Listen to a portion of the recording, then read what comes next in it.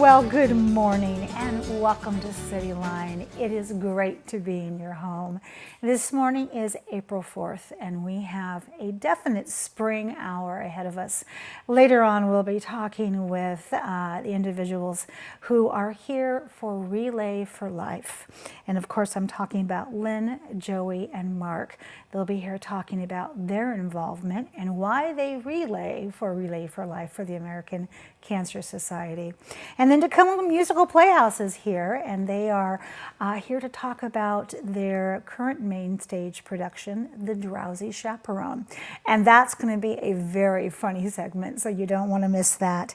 Stuart is back from the Humane Society, and he brought Ashley with him. And he left Harvey at home, but he brought Jackie instead, so you'll get to meet our newest favorite pet, Miss Jackie, here in our second segment. And then with me right now are two individuals, very hard-working individuals, who are here to talk about the one, the only Jr Daffodil Parade. So please join me in welcoming Mr. Tim Church. You are a Jr Daffodil Parade Committee member. As you said, we're all members. But you are an exceptionally, you've been with them for how long now?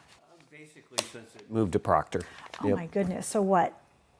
10, 15 years? More like 25? Since 1991. Oh my gosh, okay, so you're still on the parade route. One of these days, we're gonna get you off the parade route. Okay, by the way, sock cam. These are great socks. Put your foot up there so we can get that on the camera. There it is. It's all about the socks. It's all about the socks, isn't it? Speaking of that, Mr. Gary Grindley, welcome back. Well, thanks for having me back today. It's great to have you here. You look very daffodilian in your... I have to do something. That's right. Somebody had to wear it, didn't they? So how are the daffodils? Are they up in... Oh, they're looking beautiful this year. Absolutely beautiful all over Pierce County. I think it had to do with that great snowmageddon we had. Yes, we did. Yeah, we needed that. So for people who don't know, Tim, who perhaps have just moved to Tacoma or maybe have children for the first time who are involved in the Jr Daffodil Parade, what's the history of this parade? Well, we've been around a long time. You know, the Jr Daffodil Parade used to be on K Street when it was called K Street, and that started 58 years ago. And then in 1991, it moved to Proctor and has been in Proctor ever since. And I would say it's just been a spectacular fit. It's such a nice community and a really good family spot to have a kids parade. It is. And rumor has it, it's the 58th year of the parade. Yeah. Good grief. One of these times, we need to gather all of the queens of the past 58 years and somehow get them to that parade, and that would be maybe the 60th anniversary. We'll work on doing that. Maybe we should start now. How's that? That's a great idea. So you can take it and run with it. So Gary, let's talk about logistics. What is the date, time, and the place of the parade? It's coming up really fast. It's going to be April 13th, about 9 days away. So it starts at 10 o'clock. Streets start getting closed down at 8 o'clock so we can set up the staging area and get the parade route ready for all the participants in the parade. So it's going to be a little bit of hectic come Saturday morning, and I'm guaranteeing sunny, dry, warm weather that day. I love that. Yeah. And the rumor has it that Proctor intersection is already painted. The daffodils are already up on the cement. Our city came out and did a great job. All of the new emblems are down. It looks really, really good. I love that. I love that. So, Tim, when we think about the parade, typically, who is in the parade? I mean, kind of give us a broad view here. And then how many people are in that parade that actually walk it? Well, it is either the largest or certainly one of the largest kids parades in Washington State. Yeah, it is. We usually have 75 groups, give or take, and about 3,000 kids. Lots of school bands are involved, which is great. We have lots of small kids groups, Cub Scouts, Girl Scouts, that sort of thing. And really then just a variety of other things. We usually have a dad's group. We've seen lawnmower drill teams. One of my favorites. Clowns. And I've seen years where it's just somebody and their children want to put on costumes and show up and march. So it really is that kind of a parade that all groups, big and small, are welcome. Boy, he's going someplace. Yeah, that's a fast. perfect example. Just a little guy on a bicycle, I and love that. great. And then we have these fabulous preschools that, you know, that these teachers are legendary. We have generations of kids. Look, there's Joey. Joey in the middle there. She is going to be one of our on-the-street reporters. I think she was about maybe 7 or 8 in that picture. And now she's driving, so none of us feel old. Well, I can tell you, both of my kids marched in the parade, and Yes. one of them's 27 now, and the other's going to be 24 soon, and they were that age when I started. Yeah. See, and here's the Royal Court. I love the court. Everybody loves the court. So, Gary, how long is the parade in terms of distance? Fortunately, it's worked out really, really good. We run about 4 blocks, which makes it great because you have a combination of really, really young kids that after 4 blocks, they're exhausted. Yep. And Thank goodness. Yes. And we got a whole bunch of their grandparents that are with them, and after 4 blocks, they're exhausted. So Yes. It works out really, really good for everybody. It does. And they one of the things I love to do when I get there, because TV Tacoma every year we broadcast live from the Jr Daffodil Parade.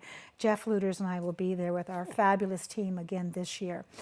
Is I like to walk down Proctor and see when they start lining up, and it's like herding cats.